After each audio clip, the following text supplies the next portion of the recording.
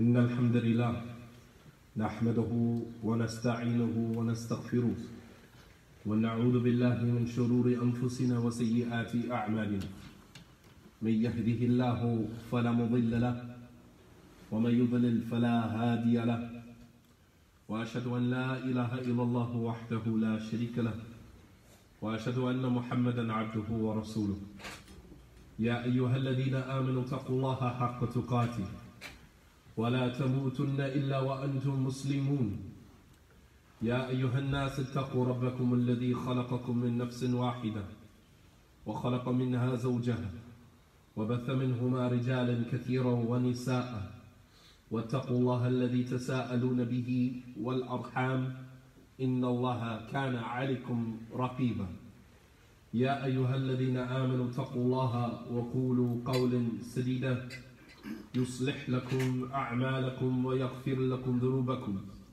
ومن يطع الله ورسوله فقد فاز فوزا عظيما أما بعد فإن أصدق الحديث كتاب الله وخير الهدي هدي محمد صلى الله عليه وسلم وشر الأمور محدثاتها وكل محدثة بدعة وكل بدعة ضلالة وكل ضلالة في النار أما بعد. Brothers and sisters in Islam, dua is one of the most remarkable ways in which the child of Adam maintains his connection to Allah subhanahu wa ta'ala.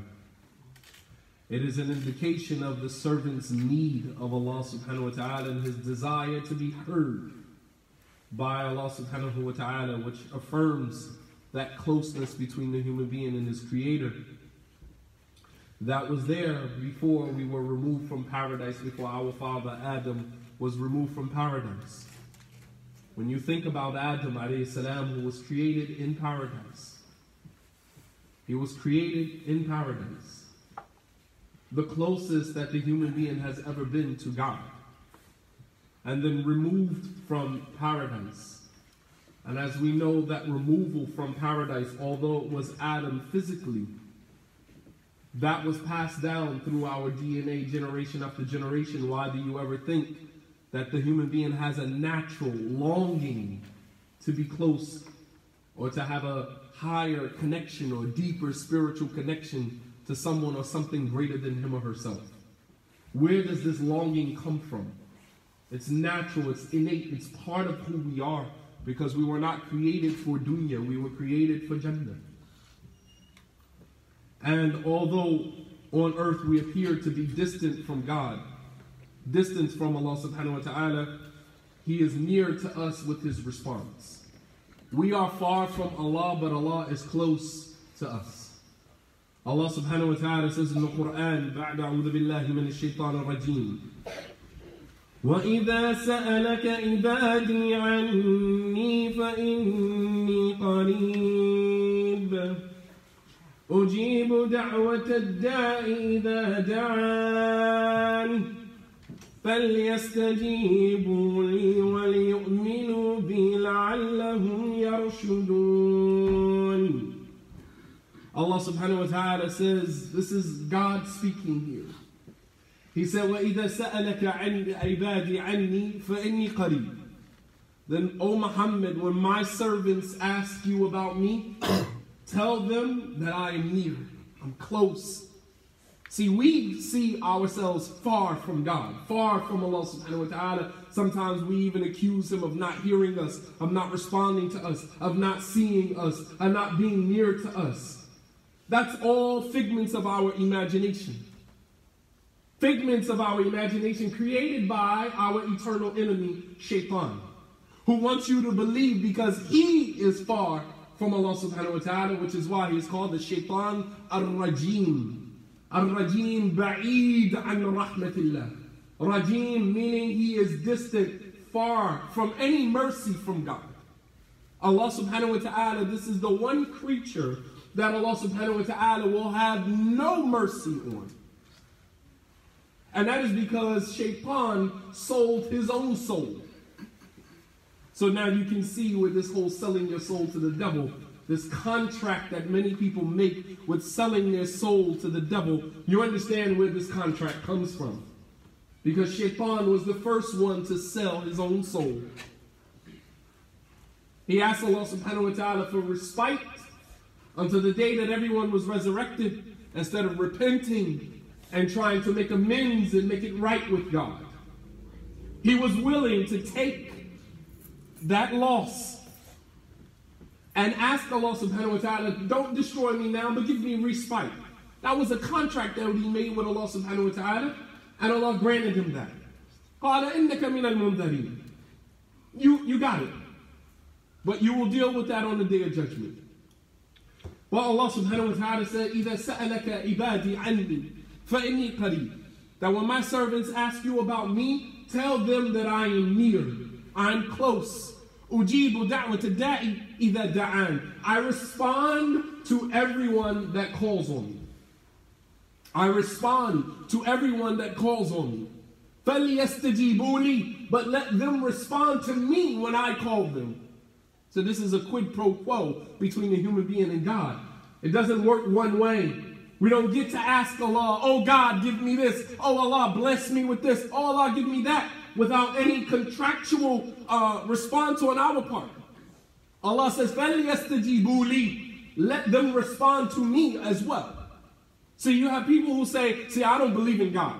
I tried the whole God thing. I tried the whole belief in God thing. There's no such thing as God. Because you thought that your relationship with the higher power was one-sided. You ask God for what you want, He gives you what you want, and then you get to continue doing you. It doesn't work like that. It doesn't work like that with anyone, let alone God, Allah subhanahu wa ta'ala. But that's the way that we want it as human beings. We want what we want when we want it, but when it comes time for us to give, as Allah subhanahu wa ta'ala blames people for that, in Surah Al-Mutaffifin. وَيْلٌ لِلْمُطَفِّفِينَ الَّذِينَ إِذَا اكْتَالُوا عَلَى النَّاسِ يَسْتَوْفُونَ وَإِذَا كَالُوهُمْ أَوْ وَزِنُوهُمْ يُخْسِرُونَ. Woe be to the mutaffifin, those who, when people owe them, they want what they are owed in full. But when they have to give other people what they owe other people, yukhsirun, we want to shortchange everyone else. I want mine in full, but when you come to collect from me, I'm going to give you bits and pieces here and there until we're all paid up. But when I owe you, you want no shorts. You want it all in full right now. That's the human being. That's human behavior. And it's the same way in our interaction with Allah subhanahu wa ta'ala. But it doesn't work like that. Allah said, فَلْيَسْتَجِيبُوا لِي وَلِيُؤْمِنُوا بِي لَعَلَّهُمْ يَرْشُدُونَ. Let them respond to me and let them believe in me so that perhaps they may be rightly guided. Meaning this relationship between us will be balanced. You may be rightly guided. A rightly guided person who is a person who has a balance in his relationship with God and his relationship with other human beings. That's a balanced individual. And Allah subhanahu wa ta'ala is telling us that He is close. And Allah being close does not mean that Allah is in this room. He shares the same space with us. Hasha wa kalla. Allah subhanahu wa ta'ala says in 5 different places in the Quran that He is above His throne in a manner that befits His majesty subhanahu wa ta'ala, His greatness. Allah is not in this room. Allah is not with us. When Allah says that He is near, He is close, He is knowledgeable of our condition, He is aware of our situation, He hears our cries when we call. But Allah subhanahu wa ta'ala, in His essence, subhanahu wa ta'ala, bidhatihi jalla wa ala, He is above His throne, as He mentioned in 5 different places in the Quran. When the Prophet sallallahu alaihi wasallam was traveling with some of his companions, whenever they would ascend a mountain, they would raise their voices with Allahu Akbar. And whenever they would descend from a mountain, they would say Subhanallah, raising their voices. And the Prophet ﷺ, noticing this behavior pattern with his companions, he turned to them and he said, Irbi'u ala anfusikum. Have mercy on yourselves. Have mercy on yourselves. فَإِنَّكُمْ لَا تَدْعُونَ أَصَمْ وَلَا غَائِبًا. Because you're not calling on someone who is absent or someone who is deaf. You're not calling on someone who can't hear you. You're not calling on someone who is ghaib, who is absent. إنما تدعون سميعا قريبا أقرب إلى أحدكم من عنق راحلته.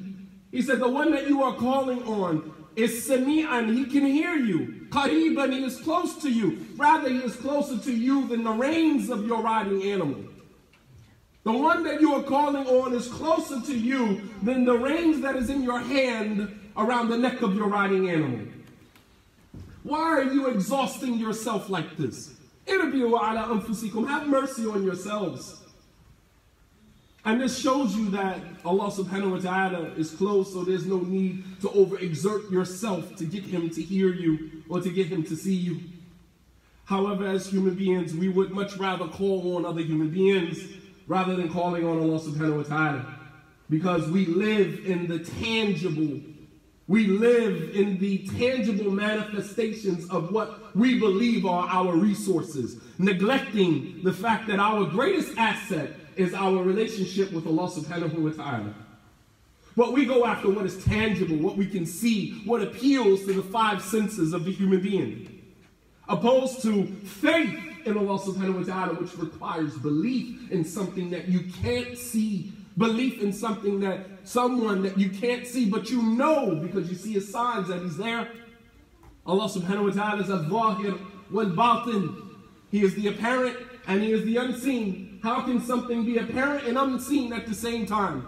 Allah subhanahu wa ta'ala is unseen because you cannot see him in this life, but he is apparent. We see him clearly because we see his signs subhanahu wa ta'ala. Allah says in the Quran, وَكَمْ مِنْ آيَةٍ فِي السَّمَاوَاتِ وَالْأَرْضِ يَمُرُّونَ عَلَيْهَا وَهُمْ عَنْهَا غَافِلُونَ مُعْرِضُونَ وَمَا يُؤْمِنُ أَكْثَرَهُم بِاللَّهِ إِلَّا وَهُمْ مُشْرِكُونَ. That how many signs in the heavens and earth the human beings pass by every single day while they are totally heedless. The moon staring right in front of you, full moon standing right in front of you, and you still have the audacity to say, I don't believe in God. Miracles that are happening inside your body as you sleep. You're sick one day and then you wake up, you get enough sleep, your body is resting enough for it to repair itself. And you wake up one morning and you're no longer coughing, you no longer have the sniffles, you no longer have a stuffy nose, a headache. How did that happen? You didn't do it. Allah subhanahu wa ta'ala, and these are all signs, as Allah says, وَفِي أَنفُسِكُمْ أَفَلَا تُبْصِرُونَ, and signs even within yourself. Don't you see? Don't you see? But we would rather ask human beings, we would rather turn to human beings because we believe that what is tangible, therein lies our resource. failing to see that our greatest asset is our faith and belief in Allah subhanahu wa ta'ala. As one of the scholars, he mentioned in a line of poetry, لا تسألن بنو آدم حاجة واسأل الذي أبوابه لا تحجب الله يغضب إذا تركت سؤاله وبني آدم حين يسأل يغضب. Don't ask the human being, don't ask Bani Adam, don't ask the children of Adam for what you need or for what your necessities are, but ask the one whose doors are open and are never closed. Allah gets angry when you leave off asking him while the human being, when you ask him, he gets angry. Allah gets angry when you don't ask him, and the human being gets angry when you do ask him. Think about that. Let that settle in for a minute. That Allah subhanahu wa ta'ala gets angry when you don't ask him, while the human being gets angry when you do ask him. But we'll opt for asking another human being before we turn to Allah subhanahu wa ta'ala and ask him. Allah subhanahu wa ta'ala, he says in the Quran, showing that Allah responds to all of his creation, even responding to Iblis. Allah subhanahu wa ta'ala says in the Quran, وَلَقَدْ خَلَقْنَاكُمْ ثُمَّ صَوَّرْنَاكُمْ ثُمَّ قُلْنَا لِلْمَلَائِكَةِ اسْجُدُوا لِآدَمَ فَسَجَدُوا إِلَّا إِبْلِيسَ لَمْ يَكُنْ مِنَ السَّاجِدِينَ. And we have indeed created you, and we fashioned you, and we molded you. And then we said to all of the angels, prostrate to Adam. And all of them prostrated with the exception of Iblis. لَمْ يَكُنْ مِنَ السَّاجِدِينَ. He refused to be amongst those who prostrated. قال ما منعك ألا تسجد إذ أمرتك. And then Allah addresses Shaitan, addresses Iblis. What prevented you from prostrating when I commanded you? قال أنا خير منه خلقتني من نار وخلقته من طين. I'm better than him. You created me from fire, you created him from dirt. Allah subhanahu wa ta'ala said to him, فَاهْبِطْ مِنْهَا فَإِنَّكَ رَجِيمٌ. Get out from paradise. فَمَا يَكُونُ لَكَ أَن تَتَكَبَّرَ فِيهَا. It's not for you to be arrogant here. فَخْرُجْ إِنَّكَ مِنَ الصَّاغِرِينَ. Leave out, for indeed you are amongst the debased and the humiliated. قَالَ أَنظِرْنِي إِلَى يَوْمِ يُبْعَثُونَ. Iblis said, give me respite until the day that everyone is resurrected. Allah said, إِنَّكَ مِنَ الْمُنذَرِينَ. You are granted your respite. Allah responded to Shaitan. How could you believe that Allah wouldn't respond to you? How could you believe that Allah subhanahu wa ta'ala would not respond to you?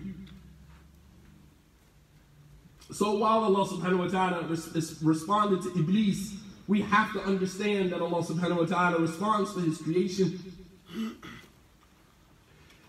The other thing that we have to understand is dua is our greatest weapon. The Prophet sallallahu alaihi wasallam, he said, "Ad-du'a silahul mu'min wa amadud din wa nurus samawati wal ard." The Prophet sallallahu alaihi wasallam said, "Ad-du'a silahul mu'min." Dua is the weapon of the believer. Wa amadud din, it is the foundation, the main pillar of the religion. Wa nurus samawati wal ard, and it is the light of the heavens and the earth. And we have to learn how to use our weapons. The funny thing about that is that many of us, we resort to dua as a last final measure. Oh, I'll just make dua. You should have made dua from the very beginning. It's almost like this is the final stretch, the final measure that we'll use as human beings. And as Muslims, we should know that dua is our greatest weapon, our greatest asset. There are a number of extraordinary accounts in the Quran of men who graced the terrain of da'wah, calling to Allah subhanahu wa ta'ala, realizing that their greatest asset was not their material resources, but their connection, their spiritual connection to Allah subhanahu wa ta'ala. As Allah subhanahu wa ta'ala said to Harun and Musa, they said to Allah subhanahu wa ta'ala, قَالَ رَبَّنَا إِنَّا نَخَافُ أَن يَفْرُطَ عَلَيْنَا أَوْ يَطْغَى. After Allah told Musa and Harun to go to Fir'aun, they turned to Allah and they said, "Oh our Lord, we fear that going to Fir'aun, he's going to transgress against us. He's going to oppress us." This is the fear. And Allah subhanahu wa ta'ala, listen to what his response was to Musa. Allah subhanahu wa ta'ala said, قَالَ لَا تَخَافَا. Don't fear. إِنَّنِي مَعَكُمَا أَسْمَعُ وَأَرَى. Don't fear, I am with you. I hear you and I see you. That is our relationship with Allah subhanahu wa ta'ala as we traverse this terrain that we call dunya. This world that we're going to have so many challenges, so many mishaps, so many mistakes that we're going to make, so many challenges that are going to present themselves to us. And at times we're going to feel like these challenges are bigger. But we say as a reminder, Allahu Akbar. Allah is the greatest. There's nothing greater than Allah. No challenge, no individual, no organization, no institution, no country, no individual greater than Allah subhanahu wa ta'ala. We affirm that multiple times a day in our prayers and outside. Allahu Akbar. Allah is the greatest. Nothing greater than Allah subhanahu wa ta'ala. That is a reminder to us. That is a reminder to us. Allahu Akbar. There's nothing greater than Him. When you are confronted with a situation, we say Allahu Akbar. Because no matter how big that challenge seems to you, Allah subhanahu wa ta'ala is bigger. There's no problem that is greater or bigger than the Lord of subhanahu wa ta'ala who created the problems, who allowed these problems to confront us. And Allah subhanahu wa ta'ala allows us, to be confronted with these challenges that we have in life so that they drive us back to Him subhanahu wa ta'ala. These challenges are not to make our lives difficult, but these challenges are for us as human beings to realize our eternal dependence on Allah subhanahu wa ta'ala. And when you look throughout the Quran, you will see narratives, stories of great men, strong men, and they're pleading and they're calling out to Allah subhanahu wa ta'ala. While many of us, we are confronted with many of the same problems and we think that we can tackle these things by ourselves. Allah subhanahu wa ta'ala says in the Quran about Prophet Ayyub, who had everything that a man could ask for. Wealth, businesses, children, wives. You think about all of the things that Allah gave Ayyub and then He took them away only to drive Ayyub back to Allah subhanahu wa ta'ala. So sometimes Allah gives you something and then He takes it away from you only to bring you back to Him subhanahu wa ta'ala. So you don't get caught up in the material possessions that you have thinking that you are independent of God. That you are always dependent upon Him subhanahu wa ta'ala. Allah says in the Quran, وَأَيُّوبَ إِذْ نَادَى رَبَّهُ أَنِّي مَسَّنِيَ الضُّرُّ وَأَنْتَ أَرْحَمُ الرَّاحِمِينَ فَاسْتَجَبْنَا لَهُ فَكَشَفْنَا مَا بِهِ مِنْ ضُرٍّ. Allah subhanahu wa ta'ala said, and Ayyub, remember Ayyub, إِذْ نَادَى رَبَّهُ, when he called on his Lord, Rabbi, he said to his Lord, أَنِّي مَسَّنِيَ الضُّرُّ, I have been touched by harm, pain, I've been traumatized. You can hear the pain in his voice, even though we don't see him or hear him personally. You can hear it in the Quran. أَنِّي مَسَّنِيَ الضُّرُّ وَأَنْتَ أَرْحَمُ الرَّاحِمِينَ, I've been touched by harm, by pain. وَأَنْتَ أَرْحَمُ الرَّاحِمِينَ, and you are the most merciful of those who have mercy. And Allah subhanahu wa ta'ala says, فَاسْتَجَبْنَا لَهُ, so we responded to him. فَكَشَفْنَا مَا بِهِ مِنْ ضُرٍّ, and we removed the harmful situation that he was in. And Ayyub called on Allah. At this point, when his wife came home, he was affected with burs. What did they translate that in English? Leprosy. He was afflicted with leprosy, so much so that many of the scholars said that his skin started to fall off of his bones. And his wife, subhanAllah, loyal woman all the way to the bone, she went out one day seeing her husband in this condition, and she shaved her hair off to sell her hair in the marketplace so that she could earn money, so that she could bring in doctors that would help her husband. And when his wife walked in the door, bald-headed Ayyub looked at his wife, and that was the final straw. As long as it's related to me, I can handle it. Sabrun jameel, I can be patient. But when it starts to affect my family, now I have to turn to Allah subhanahu wa ta'ala with a greater sense of vigor, a greater sense of zeal and enthusiasm. And he said, Anta arhamar rahimin, you are the most merciful of those who have mercy. Allah subhanahu wa ta'ala mentioned about Prophet Yunus alayhi salam, who was given the nickname Dhunnun, the companion of the well. Allah subhanahu wa ta'ala said, وَذَنُّونِ إِذْ ذَهَبَ مُغَاضِبًا فَظَنَّ أَنْ لَا نَقْدِرَ عَلَيْهِ. And remember Dhunnun, the companion of the well, when he walked away from his job of giving da'wah, angry, upset at his people, and he thought that we did not have power over him. Here we are with our resources as human beings. I'm good. I got a good job. I got a good wife, good husband, good children, good house. I'm good. Not realizing that Allah subhanahu wa ta'ala qadirun ala amri. That Allah has control over your affairs. He's the same one that gave it to you. He's the same one that can take it back from you. لِلَّهِ مَا أَعْطَى وَلِلَّهِ مَا أَخَذ. To Allah belongs what He gives, and to Allah belongs what He takes. It's all His, subhanahu wa ta'ala. Your wealth, your children, your health, everything was given to you by Allah subhanahu wa ta'ala, and He can take it away from you, and has taken it away from you as many times, not to punish you, but to draw your attention to your internal dependence on Him subhanahu wa ta'ala. Because as human beings, sometimes we get caught up in the material things that we have, and we begin to think that we are independent of God. We don't really need Him until we fall into some difficulty, then we need Him. But you need Allah subhanahu wa ta'ala at all times. All times. And how many, I'm sure, all of the people in this room today, and we can go through individual after individual and sift through your life, and you can give me narration after narration in your life, stories in your life about how Allah subhanahu wa ta'ala brought you back to that realization.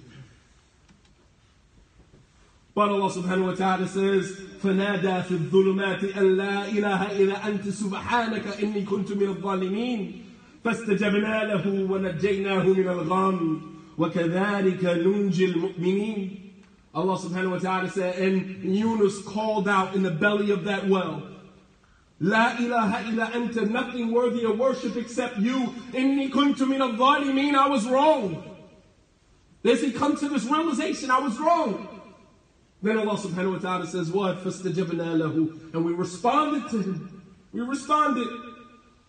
وَنَجَّيْنَاهُ مِنَ الْغَمِّ, and we removed him from this situation, this depressing situation that he was in. وَكَذَلِكَ نُنْجِي الْمُؤْمِنِينَ, and likewise we rescue the believers. Look at how Allah draw the parallel between what happened to Yunus and what could possibly happen to the believers as well. وَكَذَلِكَ نُنْجِي الْمُؤْمِنِينَ, and likewise we rescue the believers the same exact way. Some of us in our own personal lives are in the belly of the well right now.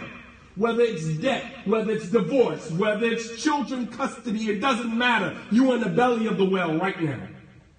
Whether it's drugs, whether it's alcohol, whether it's a lifestyle that you know that conflicts with your religion, but you can't stand to denounce it, so you're wavering in between this and that until Allah subhanahu wa ta'ala brings you back to the realization that He is the greatest. That you are eternally dependent upon Him subhanahu wa ta'ala. Another ayah Allah subhanahu wa ta'ala mentioned about Zakaria. وَزَكَرِيَّا إِذْ نَادَى رَبَّهُ رَبِّي لَا تَذَرَنِي فَرْدًا وَأَنْتَ خَيْرُ الْوَارِثِينَ. That Zakaria alayhi salam, he called on his Lord. He said, oh my Lord, لَا تَذَرَنِي فَرْدًا, don't leave me by myself. I don't have any children. How many of us have gotten married and couldn't have a child, couldn't produce?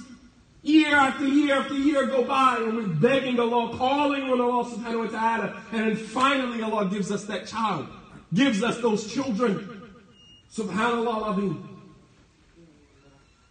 But he said, oh my Lord, don't leave me fardan, don't leave me alone by myself without any family. وَأَنْتَ خَيْرُ الْوَارِثِينَ, and you are the best to give those who will inherit after me. فَاسْتَجَبْنَا لَهُ وَوَهَبْنَا لَهُ يَحْيَى, and we responded to him, and we gave him Yahya. We gave him Yahya. وَأَصْلَحْنَا لَهُ زَوْجَهُ, and although his wife was elderly, we rectified her situation so she could carry that child. Allahu Akbar. Don't tell me Allah is not in control. Allah subhanahu wa ta'ala is in control. He said, we responded to him. فَاسْتَجَبْنَا لَهُ وَوَهَبْنَا لَهُ يَحْيَى, and we gave him Yahya. وَأَصْلَحْنَا لَهُ زَوْجَهُ, and we corrected his wife's situation. She was barren, but we can fix that. Take your affairs to the one who can fix them. We go to the psychologist, we go to this one, we go to that one to fix our lives, fix our situation. Go to the one that can fix it, Allah subhanahu wa ta'ala. And then Allah subhanahu wa ta'ala in Surah Nuh, dealing with Prophet Nuh alayhi salam, who called on Allah subhanahu wa ta'ala, one of the ulul azmi min al-rusul, one of the 5 strong prophets and messengers that Allah subhanahu wa ta'ala distinguished from the rest of his messengers. He said, وَنُوحًا إِذْ نَادَى مِنْ قَبْلِ فَاسْتَجَبْنَا لَهُ فَنَجَّيْنَاهُ وَأَهْلَهُ مِنَ الْكَرْبِ الْعَظِيمِ. Allah subhanahu wa ta'ala said in Nuh, when he called on his Lord from before, And we responded to him, and we saved him and his family from the drought, from the drowning of everyone else, from that huge water that filled that particular land. So Allah subhanahu wa ta'ala responds, brothers and sisters. And we have to constantly remind ourselves of that. Allah subhanahu wa ta'ala responds. And as the Prophet sallallahu alaihi wasallam mentioned in the hadith that was collected by Imam al-Tabarani, where he says sallallahu alaihi wasallam, "Man sarrahu an yustajaba lahu 'inda al-karab wash-shada'id falyukthir min ad-du'a fi ar-rakha." That if you want Allah subhanahu wa ta'ala to respond to you when things are going haywire in your life, when you want Allah subhanahu wa ta'ala to respond to you during times of calamity and adversity, فَلْيُكْثِرْ مِنَ الدُّعَاءِ فِي الرَّخَاءِ, then you should be abundant in making dua when things are going good for you. Don't wait till things start going haywire. Don't wait till your life starts to get out of whack to start now want to call on Allah subhanahu wa ta'ala. It doesn't work like that. You have to call on Allah when you have. So when you don't have, Allah is going to respond. Because Allah is going to remember the times that you were called on Him when you really had everything that you needed. Materially, you had everything materially, but you still made the sacrifice to call on Allah. And Allah will remember you at the times when you don't have. As Abdullah bin Abbas radiallahu anhuma, he said, "Ta'arraf ila Allah fi ar-rakha ya'rifka fi ash-shiddah." Acknowledge Allah when things are difficult, and Allah will acknowledge you when things, acknowledge Allah subhanahu wa ta'ala when things are easy, and Allah will acknowledge you when things are difficult. Acknowledge Allah subhanahu wa ta'ala when you are in adversity, and when you are in prosperity, and Allah will acknowledge you when you are in adversity. Allah subhanahu wa ta'ala always responds to our supplications, but we have to understand that there is a quid pro quo dynamic here. Allah subhanahu wa ta'ala said about Yunus, He said, لولا أنه كان من المسبحين للبث في بطنه إلى يوم يبعثون. That if it wasn't for the fact that Yunus used to supplicate to us and used to worship us beforehand, he would have remained in the belly of the well until the day that everyone is resurrected. Meaning Yunus alayhi salam didn't wait until he was in the belly of the well to call on Allah. He used to call on Allah beforehand. So when he was in the belly of the well, Allah responded. But see, we are different. We are a lot like Fir'aun, who waited all the way up, who did him his entire life, and then waited all the way into the moment where he saw the wave coming upon him. And then he turns and he says, "Amantu an la ilaha billadhi alladhi amanat bihi banu Israel wa ana min al-muslimin." I believe in the one whom there is nothing worthy of worship, whom those Bani Israel believe in, and I am from amongst the believers, from amongst the Muslims. And Allah subhanahu wa ta'ala responded, "Al-an wa qad asayta qabl wa kunta min al-mufsidin." Now you want to believe. See, that's how we do.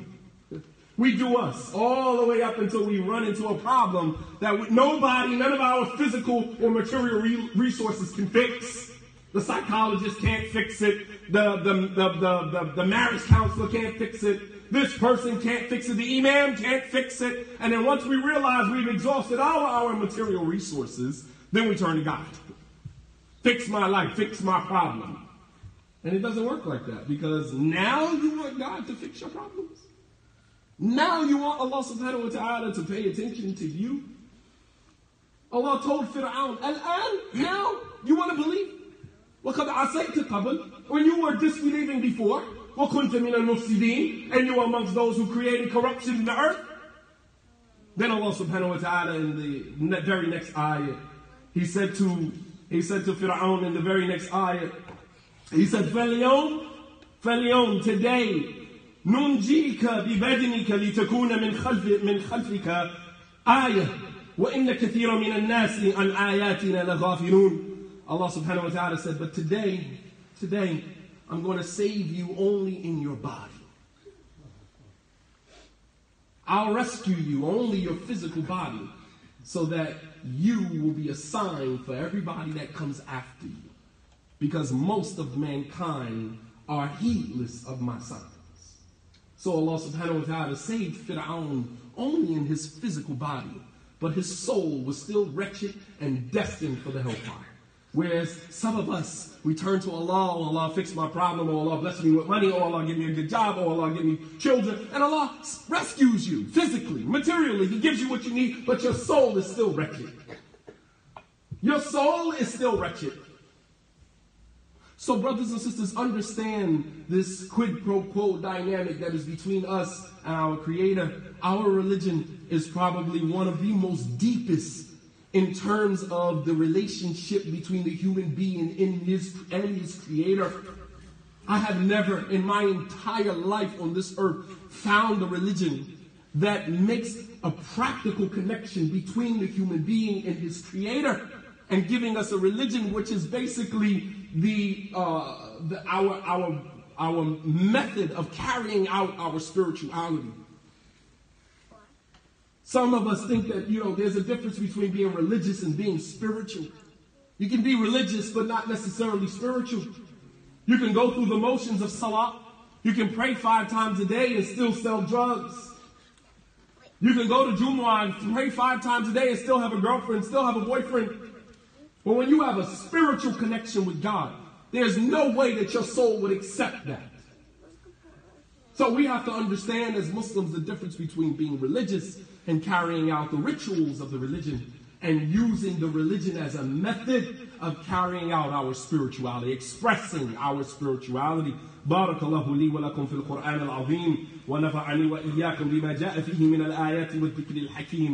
أقول ما تسمعون أستغفر الله لي ولكم ولسائر المؤمنين من كل ذنب فاستغفروه إنه هو الغفور الرحيم.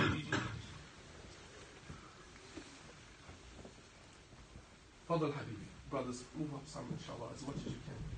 Let the brothers sit in the glory.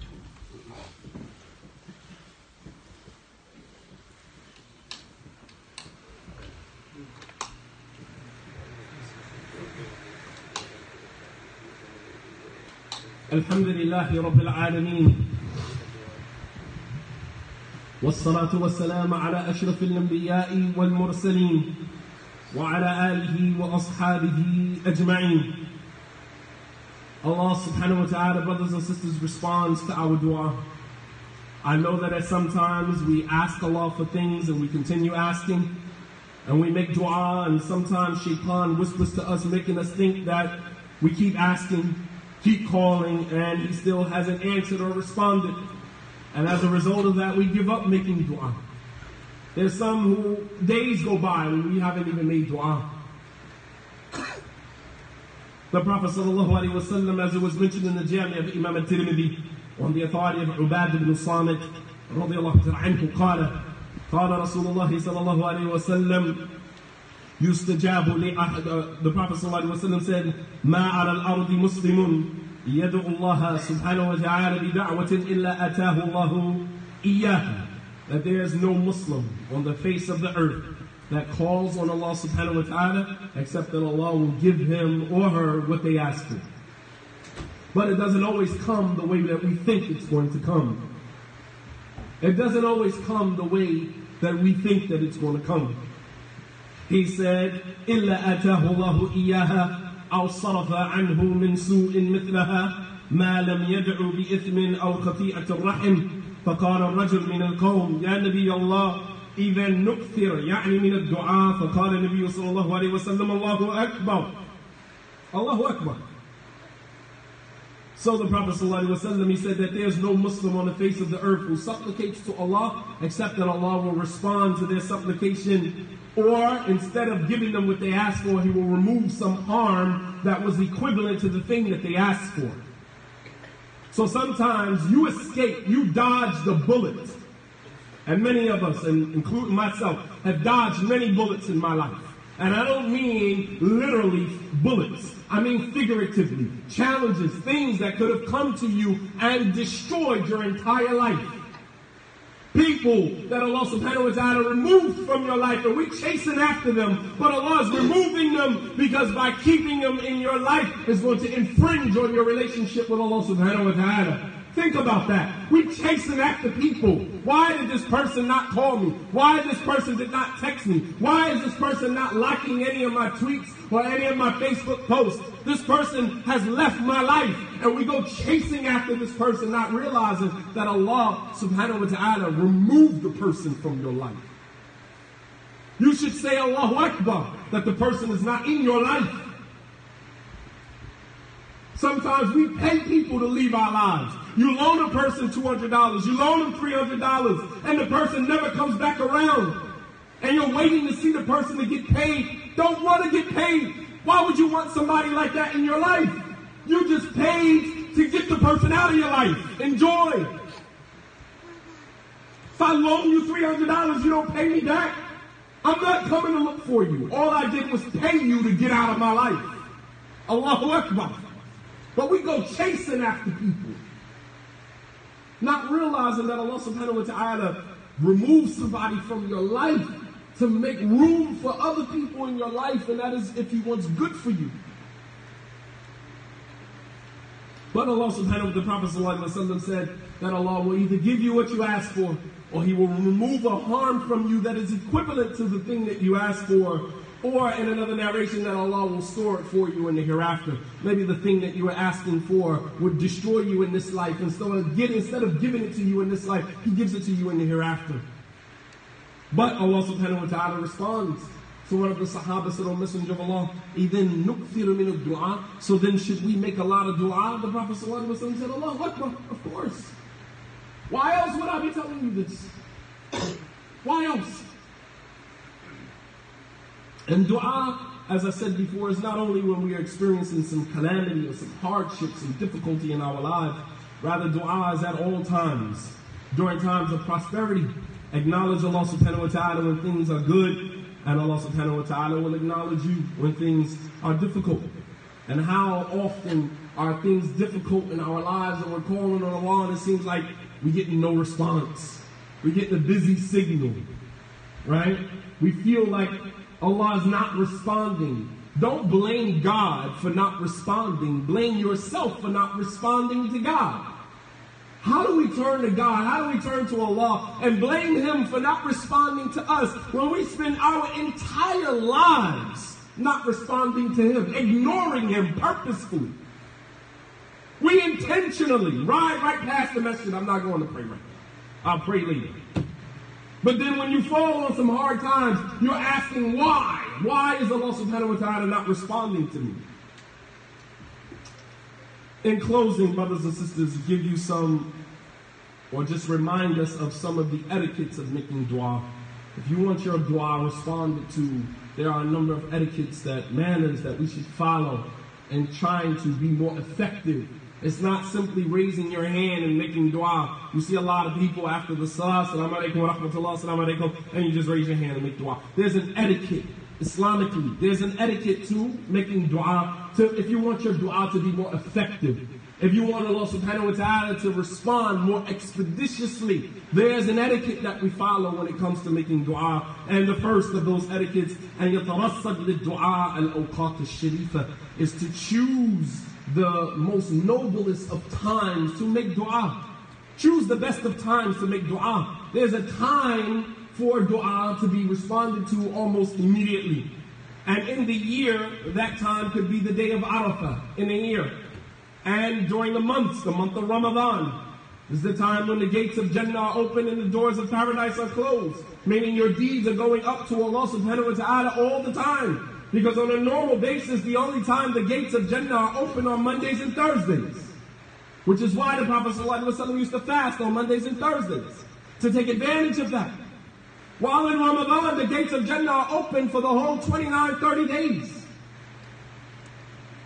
So during Ramadan, in the month, on the day of Jumu'ah, in the week, the Prophet ﷺ said, on the day of Jumu'ah, there is a sa'ah, there's a moment, a time, a short window of time that no person is no believer in Allah subhanahu wa ta'ala in the last day who did not associate partners with Allah, supplicating to Him except Allah will respond.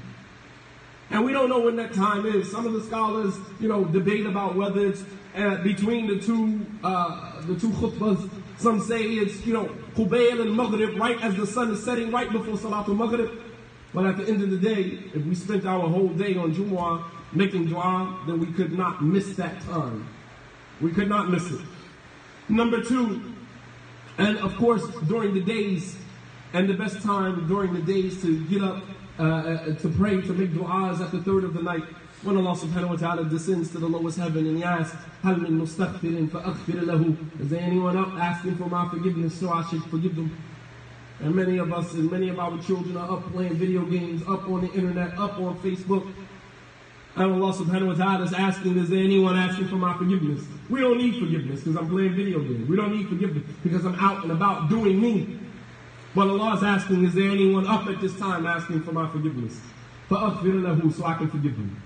هَلْ مِن سَائِلٍ فَأُعْتِيَنَّ, is there anyone asking me for anything so I can give them what they're asking for? But we don't need anything.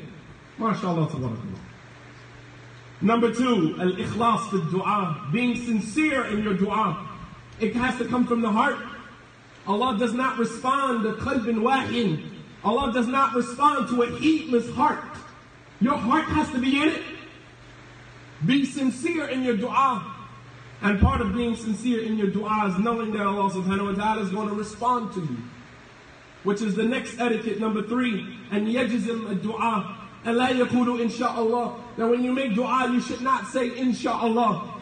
Insha'Allah means there's doubt. Perhaps Allah will or perhaps He won't.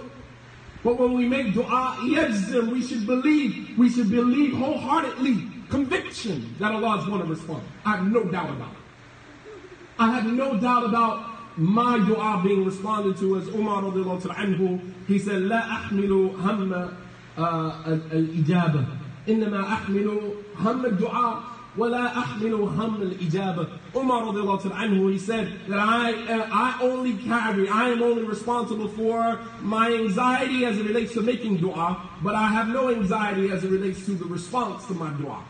I don't worry about that. Only thing I'm worried about is making dua. I don't worry about the response to my dua. Because when I make dua, I know that Allah subhanahu wa ta'ala heard me. I know Allah heard me. Allah heard me before I even spoke.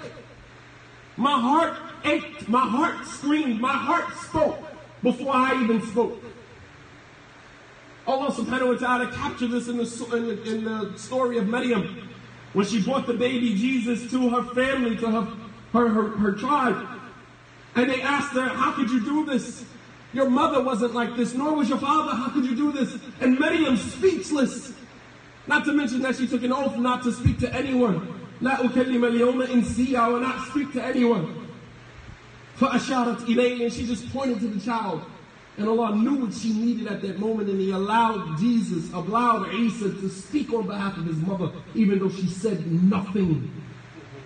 Allah subhanahu wa ta'ala knows what you need even before you utter the words, even before you can figure out the words to articulate what you need. Allah already knows what you need.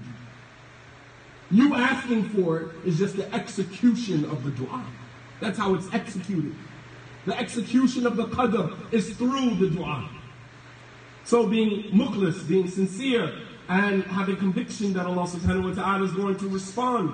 The Prophet sallallahu alaihi wasallam said, لا يقولن أحدكم اللهم اغفر لي إن شئت اللهم ارحمني إن شئت ليعزم المسألة فإنه لا مكره له. The Prophet ﷺ said, no one should say, oh Allah, forgive me if you will. Oh Allah, have mercy upon me if you will. But you should have conviction about your dua, because there's nothing that will prevent Allah from responding to you. Nothing. لا يتعاظمه شيء أعطاه. There's nothing difficult for Allah to give. And when Allah withholds, He doesn't withhold out of stinginess. He withholds out of mercy, out of rahmah. Mercy for us. Number four, and yulih fi du'a. Ilhah fi du'a is to insist that Allah respond to you. Call on Allah and say, oh Allah, you said in your book that if my servants call on me, I will respond. I'm your servant, I'm calling on you, respond to me. Al-ilhah fi du'a, to insist that Allah respond to you. Oh Allah, you said that you are Sami' Basir, you are the all-seer, the all-hearer. See my situation, hear my call.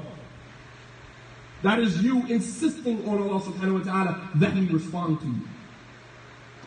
That is how you are effective in using your weapon. Dua is the weapon of the believer. Woe be to the Muslim who doesn't know how to use his weapon.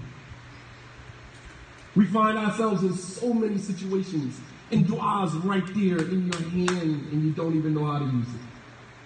How many situations could we have escaped, gotten out of, if we would have simply known how to use our weapon? And then we'll stop here, inshallah ta'ala. Perhaps at another time we'll go over some more of the etiquettes of dua. هذا وصلى الله على نبينا محمد وعلى آله وصحبه وسلم تسليما كثيرا. ربنا آتنا في الدنيا حسنة وفي الآخرة حسنة وقنا عذاب النار. اللهم تقبل منا إنك أنت السميع العليم وتب علينا إنك أنت التواب الرحيم.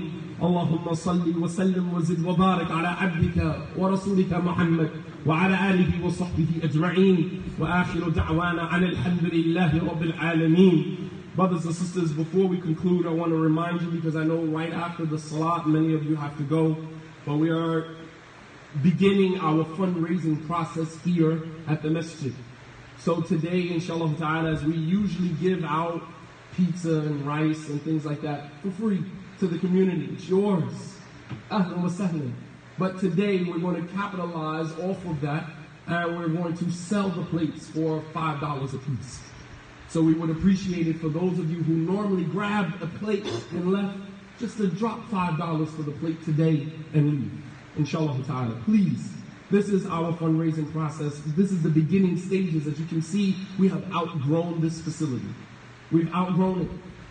And the more and more people keep piling in, the more and more we're going to be in desperate need of another space.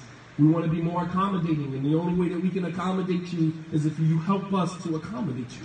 So today, bi'idhnillahi ta'ala, please buy a plate.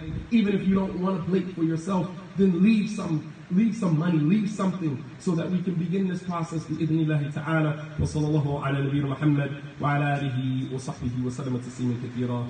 Wa aqimus salat. Yes, please leave more than $5.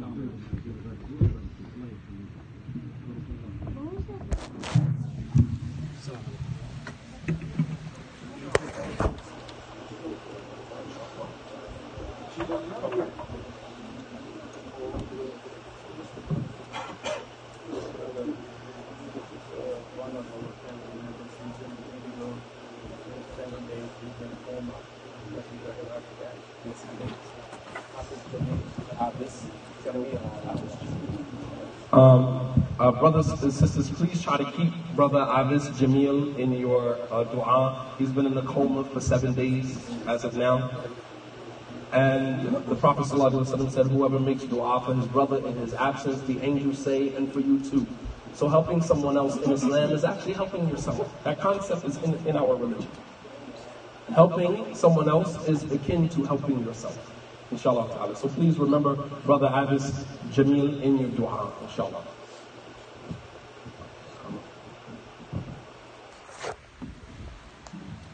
الله أكبر الله أكبر أشهد أن لا إله إلا الله وأشهد أن محمدا رسول الله